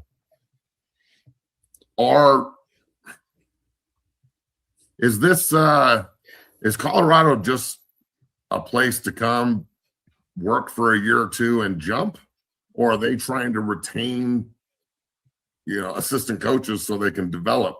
Some of the assistant coaches seem like that they're, Coach Hart's been there from the beginning. And who else has been there from the start? Coach Sapp's been there from the start. Well, we know Coach Sapp ain't there no more. He wasn't there from the start, too. I think Coach Sapp came 2 seasons ago. Coach Prime, obviously. Coach Mathis, yeah. Other than that, though, there's some pretty good rotation. If not, there's been 6, 7 offensive coordinators, right? Yeah, yeah. Like that, and then 6 defensive coordinators, or 6 total. It's like 6 total in 3 years. That's a lot, bro. 7 total in 3 years is a lot, right? It is. Mathis has been there the whole time. Mathis, Hart, and Prime have been together since since the youth leagues. But Jason Phillips was not here year 1, but he's been here since year 2. So he's been there a little while. I mean, certainly there's been a lot of coaching movement, and it's interesting when you look at the lines. I posted this on one of the boards earlier this week, but like year 1, they bring in Sal Sinceri, and they had Bill Oboya, who comes in from Kent State, along with. Wow, that was a long time. Sal Sinceri. Wow, that was really 3 years ago. That was crazy. Sean Lewis, right? Together, those guys had like 64 years of college coaching experience. Since then, everybody they've hired on the D line has a combined 2 years of college coaching experience. Wow. Think about that.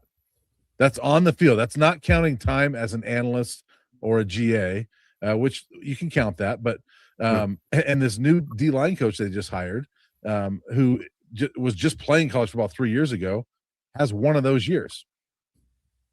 So he's one of the most experienced college coaches they have, and the kid's 25 years old. So, okay, hold on. So experience. Okay, so that's a great point to start. So Brian Howell says that he talked about the experience right now. Common Sense, were you following that right there? What he was saying?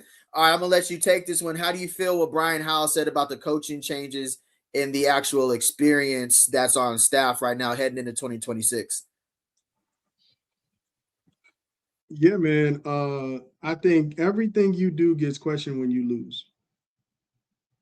Right. I think this was the same case in 2024 when it was D. Lou. Wasn't D. Lou's first defensive line coaching job Colorado? And I can't hear you. You're no, I think it was I think it was Seattle. Seahawks. Yeah, he was an assistant in Seattle for sure. Yep, my bad. No. I mean, they're talking about college experience, right? Oh yeah. Oh yeah, no, facts. So this is how you know whether a conversation is being disingenuous or not, because the same level of experience was present, and the same approach to who you hired was present when the D line led the Big 12 in sacks. This is why it's so important to win, which is what I mean by, but that doesn't mean you don't have problems. What winning does is it covers up the problems. Right. Everybody here knows during that 9-4 season, that Colorado team was not perfect. It had issues, but your choices are not dissected as deeply when you're winning. Correct. Right. Nothing is better than losing to help you learn the lessons that you need to learn and take the steps that you need to take. How long has everybody who's watching this been calling for him to fire Pat Shurmur? Well, yeah, it was a minute. So 3-9, Pat Shurmur out of there. Nothing against him as a man, as a person, but as a play caller, it wasn't working. Right? What I'm saying is everything about his decision making, about who he hires on his staff, about everything now is fair game because you went 3-9. So you're going to get questioned on everything. And these are all valid issues. Now, did he truly learn his lesson on the D-line, or does he feel like 2025 was a fluke because he turns around and now hires a grad assistant to be the D-line coach? That's the real question. Is 2024 a reflection of his hiring philosophy, or is 2025? We'll see in 2026. Because if the same thing happens in 2025, then you can say, oh, the data points to this is just a bad decision on Prime's part. He doesn't know how to choose coaches. Right. Nah, for sure. Yeah, I feel like heading into 2026, I feel like the biggest offseason addition was Brennan Marion.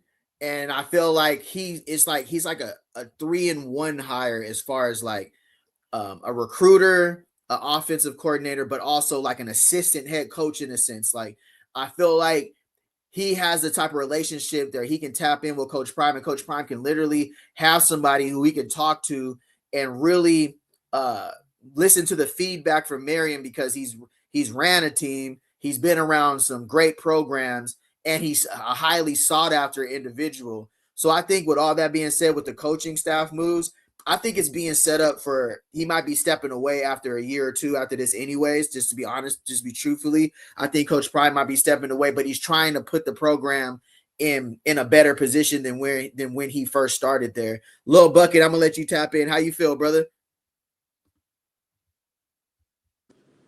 Man, I'd do anything to get Coach Dancy and Coach Lou back on this team, dog. Tell me about it, bro. Oh my God, man. We didn't even have the talented players, and they still made enough to happen to get us over that hump, bro. It's like it to be back off of what Conversations both said, it just shows you that when D-Lou went to Miami and they went to the Natty, it just shows you how bad the coaches, like position coaches, matter, especially in Colorado. Facts. Like, bro, it's ridiculous, man. And to your point about Coach Prime stepping away, I feel like Coach Marion, he's like the best representation of what we need in Colorado. Like, he looks like a head coach. Like, it's a fact. Facts. The way he carries himself, the way he talks to the players, the way he's prepping, he talking about installs before we even get to the spring. Pat Shermer ain't do none of this. That's a fact. I ain't never seen Pat Shermer do none of this. I ain't never seen him in a weight room or none of that. Like, we barely seen him. So it's like, to have a true young guy to know the X's and O's, man, dog. I hope it works out for him. I hope he does get this head coaching job if Coach Prime step down next season.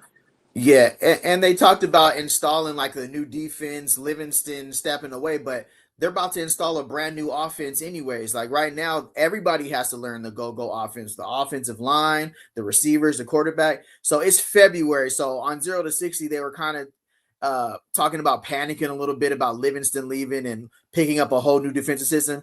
Defensive schemes is really base formations, position wise anyway. So, 4-3, 3-5, 3-4, whatever they run, the coverage, the DBs, it's more position, it's more like assistant, positional coaches anyway. So kind of like sounding the alarm on Livingston leaving this early in the season. It's not like it's the summer. I would have rather this happen now than later. So I'm going to get back over here to 0 to 60. I want to hear what Brian Howell has to say. Appreciate y'all rocking with us. If you want to hit the thumbs up, if you want to join the channel and talk about it, we're going to just click the link and join in. 4 times here on the last 3 or 4 times that we've done an interview.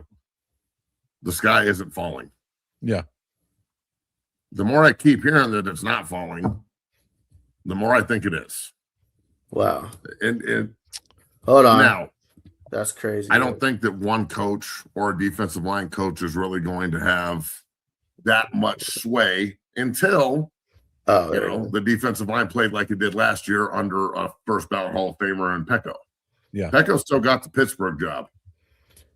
but none of those players are going to go play. Maybe Arden gets an opportunity in a little while.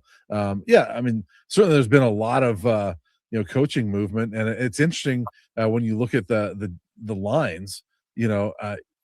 I posted this on one of the boards earlier this week, but like year one, they bring in Sal Sinceri. I did. Wow. And they had we literally heard this whatever, but crazy. It's just interesting to see what they've hired. All right, hold on, my bad. And how do you see that playing out in the differences between the two coaches? Yeah, I don't know yet because we don't know much about Carter. Yeah. Pecco was definitely, he and Sapp talked about it last year. I mean, it was good cop, bad cop, and Sapp was bad cop. He was the yeller. Pecco was the nice guy in the room. And they didn't have the nice guy 2 years ago. I mean, Damian Lewis would get in your face. Warren Sapp would get in your face. Warren Sapp was more of the nice guy 2 years ago. Pecco he had the nice approach, and I don't know what Carter's like. I mean, maybe he's more of the in your face type, but he's 1, 2, 3 years older than a lot of these guys. And so, you guys know how that is. How much do you respect somebody that is around your same age? A guy that I doubt he's going to be going out and hanging out with them. All right. So that's a great point. When this video came out, it was before the news that Warren Sapp is no longer with Colorado. So what Brian Howell was just saying, I guess, was the age disparity between Carter and Pecco, and then Carter and Warren Sapp. Now, what they were saying as well was like the assistant coach is usually the person who does like staying late for film and that was Warren Sapp's title. And we all kind of know that Warren Sapp was just kind of there like for his presence, who he was, and his knowledge of the game. But, that's kind of what Carter was doing. So I kind of can see Carter's mindset and his approach, why Coach Prime decided to elevate him here. I'm going to let a little bit more of the video play, and then I'm going to ask some questions. Appreciate you guys being here. Parties, things like that. But, he's a kid that could do that, right? So how much respect do you have for that? So I think that'll be the biggest task for him, is commanding that respect as a 25, 26-year-old position coach. All right, so you've got a ton of new coaches. You've got new coaches coming in at really important positions, offensive coordinator and now defensive coordinator. You've got a ton of new players. You've cycled out anybody that had any real reps last year, with the exception of Juju and Paris Johnson. And we were talking, are there any returning defensive starters? Well, Ben finished like it started all year, bro, that were like no, that's it. Okay, Ben started about half the year. He's the only one back. All right, so no. So all right, I think that's a good place to leave that right there. All right, Common Sense, I'm gonna go back to you here. There seems to be a sentiment around Colorado that Coach Prime's on the hook, like Colorado's on the hook. This is a make or break season. If it doesn't go well this season, then it's not. How do you feel about that sentiment as far as like the importance of this season? And like for the Colorado beat writers, like for Brian Howell himself, right? What do you feel is the sentiment on their approach to how this season goes? Do you feel like they're feeling like this is a season that is like a proven year, or do you feel like they're giving the program a little bit more grace? Like, what do you feel like is a sentiment, like from Brian Howell's perspective and the Colorado Buffalo fans that are in Boulder? How do you feel like they're looking at this season going into 2026? I think they're looking at this season like it must be 8 wins or more. Okay, absolutely. Right. I think that's really the floor for this program. I don't think you go from 9-4, right, losing in the bowl game as embarrassingly as they did against BYU, turn right back around and go 3-9, almost like a continuation of that last game, right? The way the season ended, you go 3-9, and then you're going to come back and just show moderate improvement. I think you have to be dramatically better.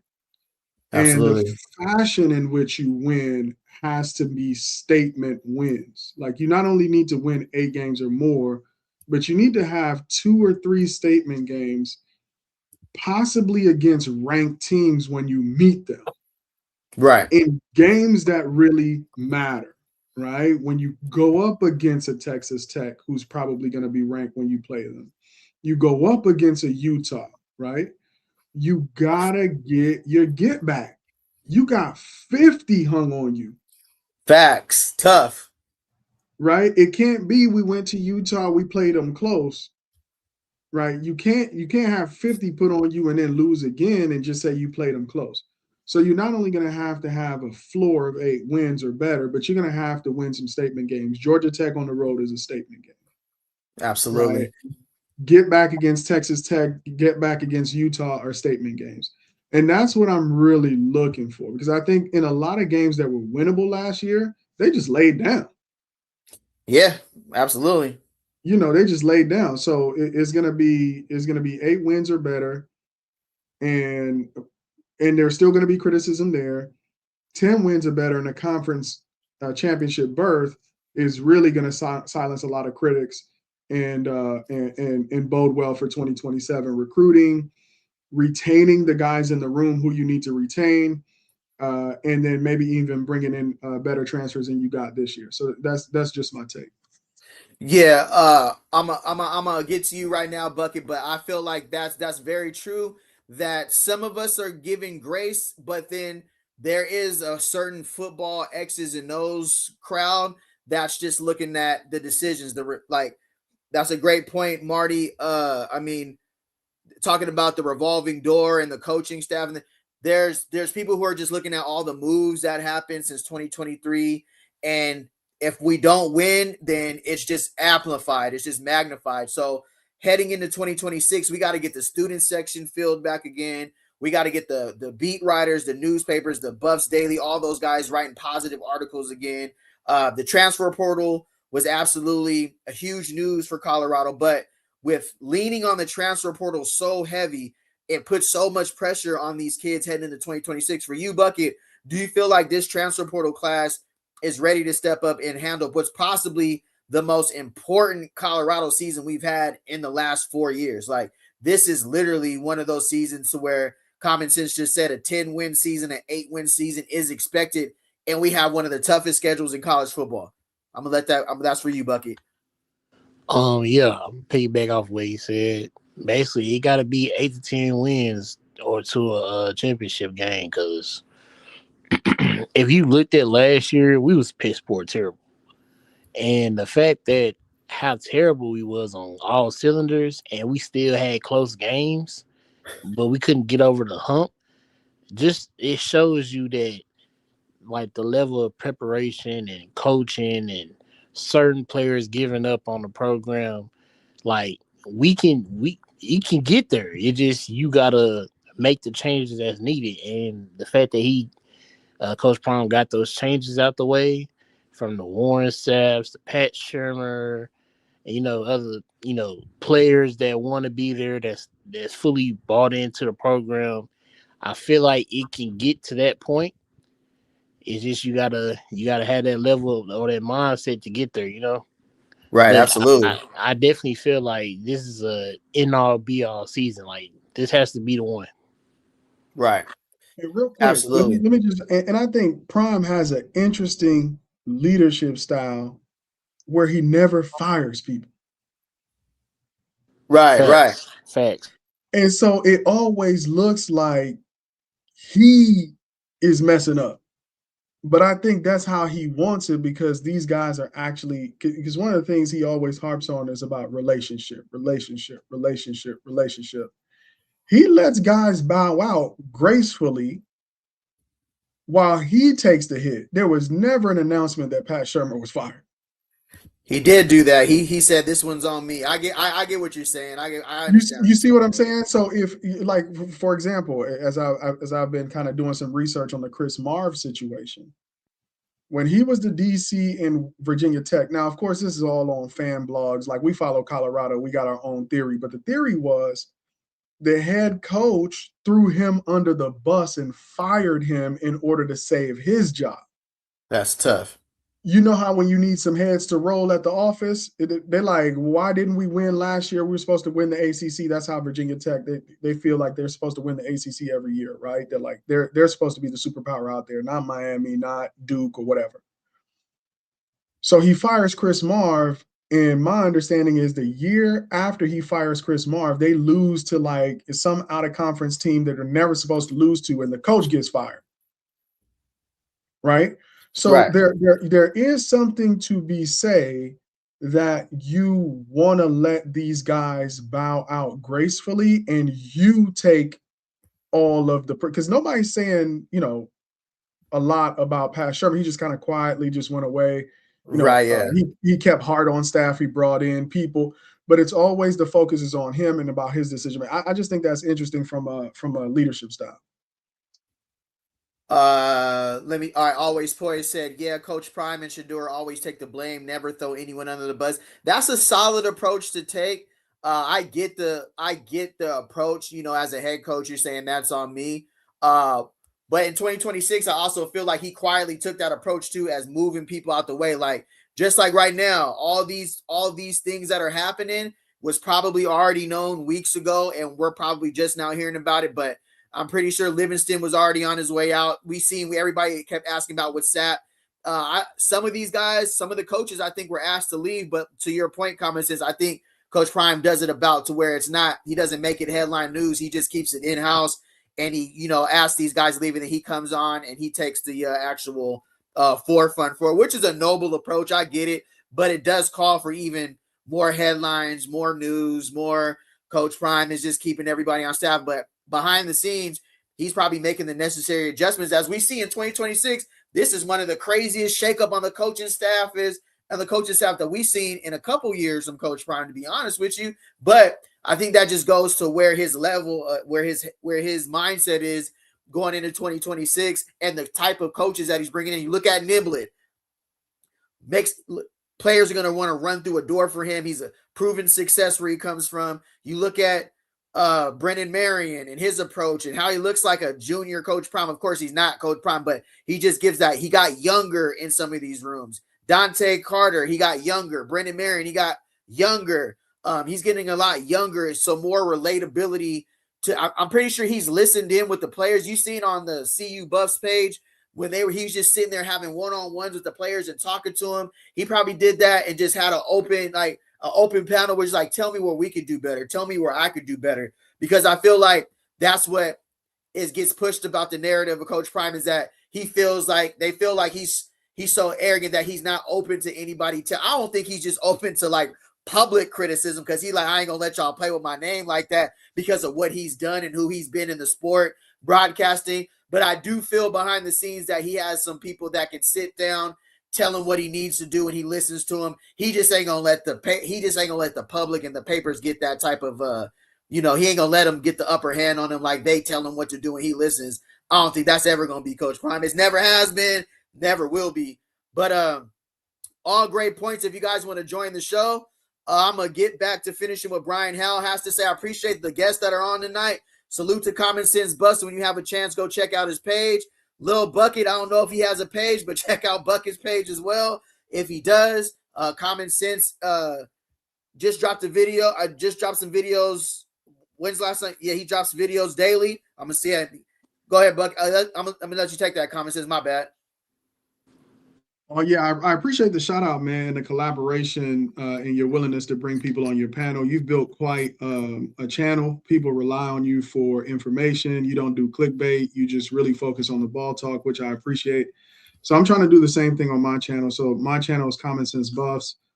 On Tuesdays, we do film analysis when I can get my hand on it, man. I don't know about you, but it's really hard to get all 22 college tapes. So anybody out there knows how to get real college full game tape that we're not going to get copyright for putting on YouTube, please let me know. I'm trying to get my hand on more tape on some of these players. That's on Tuesday.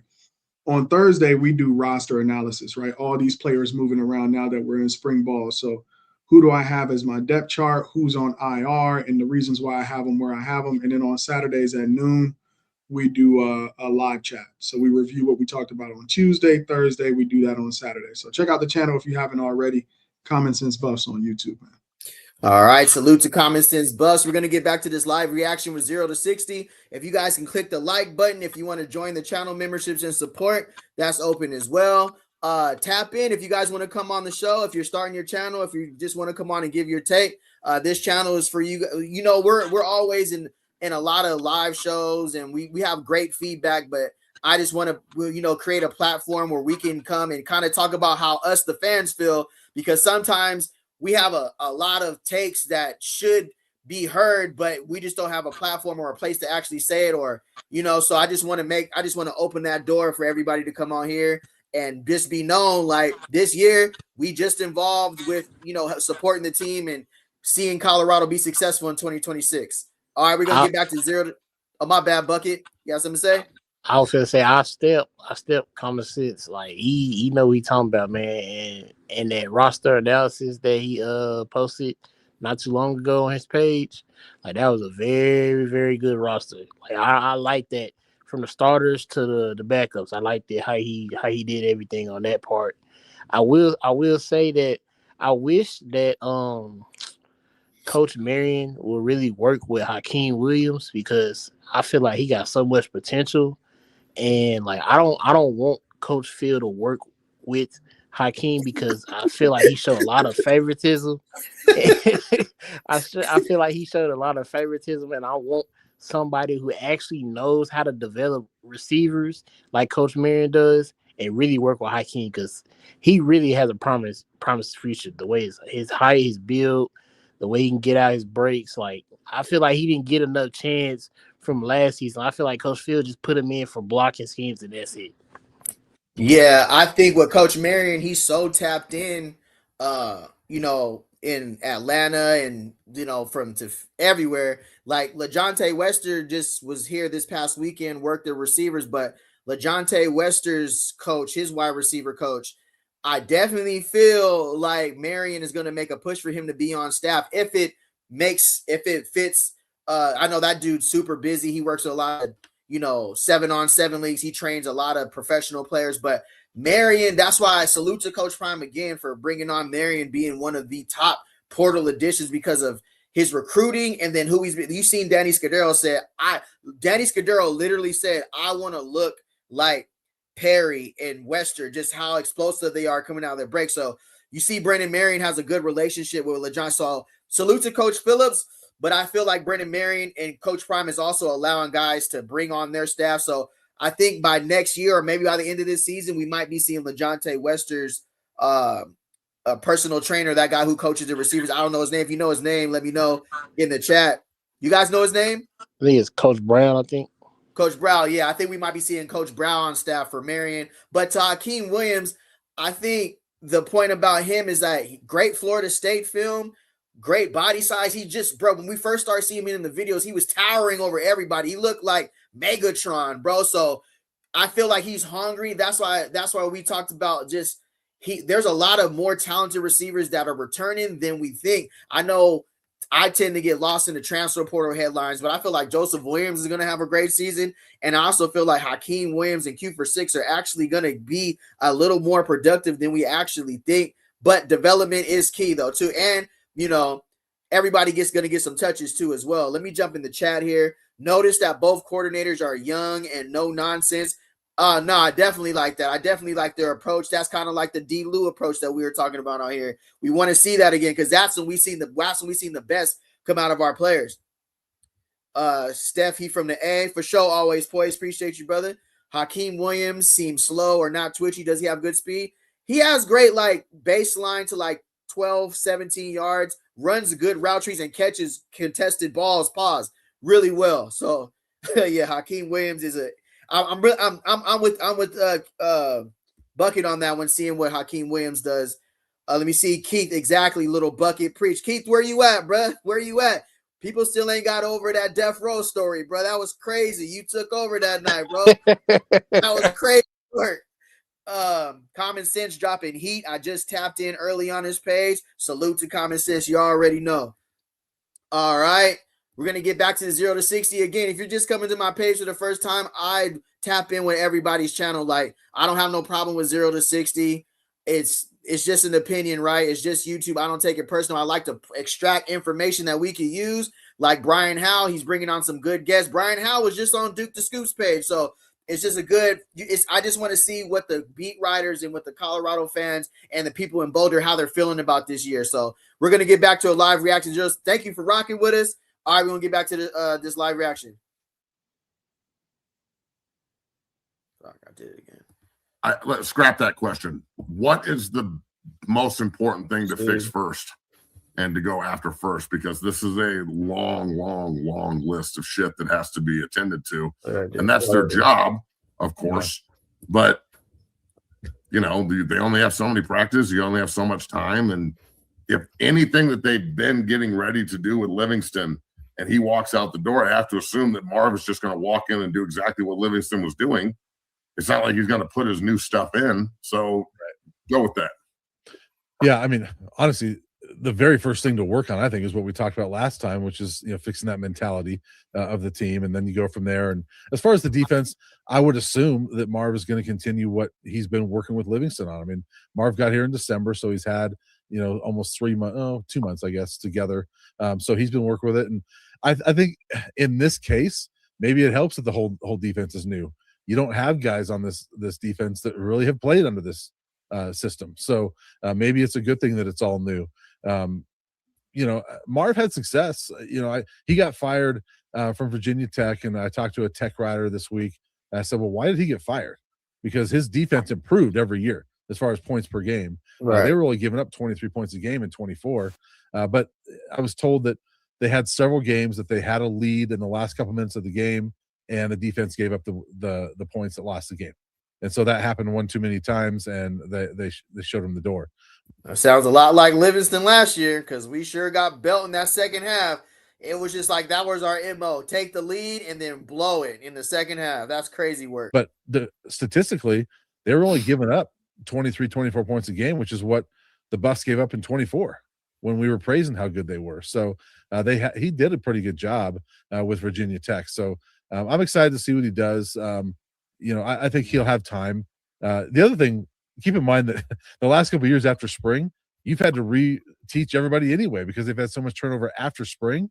True. This year, at least, I don't think you're going to have that kind of turnover because you don't have that other window of the portal window. So I think you're going to have more continuity maybe this year, even with this change. Yeah, I think that's a great point. Now, I'm gonna have this question for you, Common Sense. What, based on who we got in the portal, and based on you know, we did really good on our D-line. We graded probably top 5 in the portal with who we got: Santana, Hopper, Emmanuel, Christensen, all them boys. That was the emphasis heading into 2026. What would you like to see Marv run for 2026? Well, you want to see a 3-4? Do you want to see the 4-2-5? Do you want to see the 4-3? What do you feel like would be the strength for Marv based on who we got in the portal? Because, you know, we cleaned house last season. We didn't bring back nobody. We brought back RJ, Ben, Vickers, you know, Wiggins. That's really it. So what do you feel like will be a great formation for us to run going into 2026? Yeah, man. We know Prime's going to play press man coverage. That's not going away. Right. So whatever you play actually starts with what the secondary is going to play. And so I think you're gonna need to be able to stop the run with your front 6, right? 4 down linemen, 2 linebackers, and a nickel that can both cover and come down and play in the box. I mean, that's basically your choices, right? I don't see them running a lot of zone. I think that trend is going to continue. So what Marv has to do is he has to find a way to stop the run and force the other team into passing situations. The reason why Rob Livingston couldn't really get into his defense is because teams were rarely even in passing situations. Right. They were in run situations like 75% of the game. Right. So press man's not going to help you in that situation. You can have the best cover corners in the world. If we're not having to throw the ball to beat you, your defense is basically neutralized, which is what they used the run to do, to neutralize Rob Livingston's defense, and that's why they went 3-9. So I think it's figuring out a way to stop the run in a 4-2-5, right? And that's where I love Abu Carter playing in that nickel slot, right? For sure. Where he's pretty much in the box most of the time. Absolutely. All right, Bucket, that's for you too, brother. Yeah, it ain't too much coming up. We already know what Coach Brown finna run this year. You can have the best, defense coordinator in the world, man. We already know what he's finna run, so it ain't too much comment on that. All right. Always Poise says they can play man, but they don't got to be aggressive like last year, though. All right. Great point, Poise. Northside Roger says Marv have a zone defense. He played cover 3 base. Ooh, okay. Cover 3. We got to have some dogs at linebacker who could cover for sure.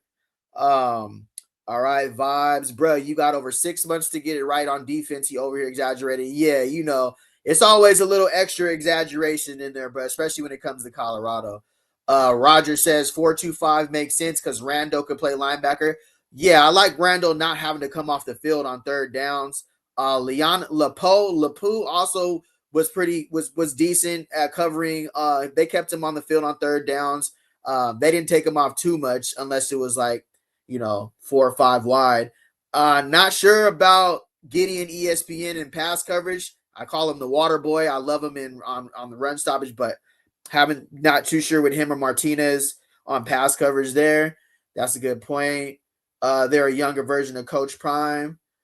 All right, I think that might be a good place to end it there. If you guys want to say something to the audience before you guys leave, I'm gonna let you guys take us out. I'm gonna start with you, Bucket, and then I'll end with common sense. Yeah, man. I just hope we start winning. I hope the spring practice could be lit. You feel me? You know what I'm saying? Because I'm ready. I'm ready for the start hitting, man. I don't want to see no flag football, no reaching for the arms and reaching for the waist. Nah, man. I want to see hitting. That's all I want to see for this spring. And yep, I'm out. That's a bet. All right, Bucket. All right, you common sense, brother. Yeah, man. So just like Bucket, man, it's good to be on the panel with you. You did an awesome job. I appreciate your perspective. Yeah, man, I'm looking forward to spring ball because there's a lot of talk, it's a lot of speculation, but it all changes when you put those pads on, right? It's not about potential anymore. It's about what you can do. But I'm a defensive fan, man, and to watch that team just get dominated like that in 2025 is what I had the most problem with. I mean, people did what they wanted to them. Right. It's like whatever they wanted to do, they did it to them. All right, we're gonna run 10 straight plays in a row. We're just gonna run right behind up the 3 gap. And they just did it whenever time for quarterback run. All right, time for we just gonna pick on Preston Hodge now. We're just gonna have our slot receiver eat for a little bit. All right, now we're back to the run, right? I'm a defensive guy. The one area that I want to see this team really get back to dominance is on the defensive side of the ball, man. If this year we don't have at least 5 guys with the biggest hits of 2026 for college football, I'm gonna be upset. I don't even think we got one guy who had the biggest hit of college football, man. We have guys. Shiloh Sanders. You're going to get biggest hits. Nakai Hill Green, you're going to get biggest hits. Chidozie Nwankwo, you're going to get biggest hits. Who are going to be the guys that show up on CFB's biggest hits in 2026? Because we got to crack some heads this year. But excited, man. Thank you for having me on. Appreciate the show.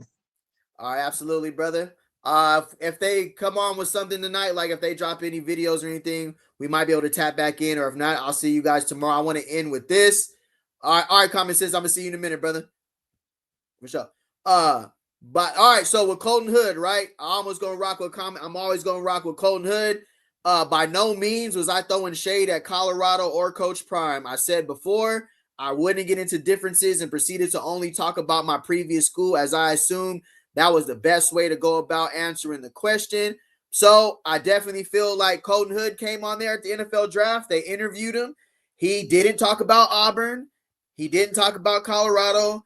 He said something about Tennessee allowing him to heal and play. I think he was literally just talking about Tennessee. I think what he didn't do is he didn't shout out Colorado. That's a fact. He could have, but he didn't. But respect, he didn't. But salute to Colton Hood by being projected as a first-round pick. I really hope that he earned it. He worked for it. Once a buff, always a buff to me.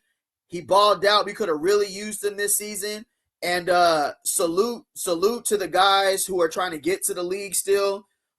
Salute to the players who aren't at the NFL Combine because of a tough season last year. Salute to Salter, Arden Walker, Preston Hyde, Sincere Brown, Amari McNeil, Jeremiah Brown, Ivan Yates, Keaton Wade. Salute to those guys. I hope that somebody gives them an opportunity as a undrafted free agent, and that they also can do their thing at the Colorado Pro Day. I'm looking for Sincere Brown to run a good 4.39, 4.4. I'm looking for Caden Salter to showcase his arm. We don't have any Colorado Buffaloes at the Combine, unfortunately, so Colton Hood's doing his thing. I'm rooting for him. I think that's really it from Colorado. Nakai Hill-Green is going to be a late draft, probably 6th, 7th round, possibly, maybe 5th. Yeah, he shouted out Colorado in another interview at the Combine for sure. Willie G, appreciate you, brother, as always. Yeah, so I like to just go off of what the source said. So if Colton Hood came out and said, like, hey, that wasn't no knock. Now, he didn't shout out Coach Prime or the Colorado, but at the end of the day, it is what it is. You know what I'm saying? He's rocking with the school, Tennessee, that got him to where he needed to go. All right, appreciate you guys rocking with me. Hold on, let me see who this is. Man, losers don't make it unless they really help their team win, pimping. For sure. What's up, the real Chiefs one? What's going on, brother? Good to see you in here. Awesome show. Keith, what's up, Keith, man? We got to get you back on, Keith, bruh. What you been doing, my man? How you been, Keith? Marv play aggressive on defense. Reason is 2023 was so nasty, for sure. Let me make sure I don't leave anything in the chat here. All right, looks like we're caught up. I appreciate everybody. If you can hit the thumbs up. Also, if you can hype the videos. If you want to join the channel and support, that's available as well. If not, I just appreciate y'all rocking. For sure. All right, I'm tapping out. I'm see you in a minute. I'm gone.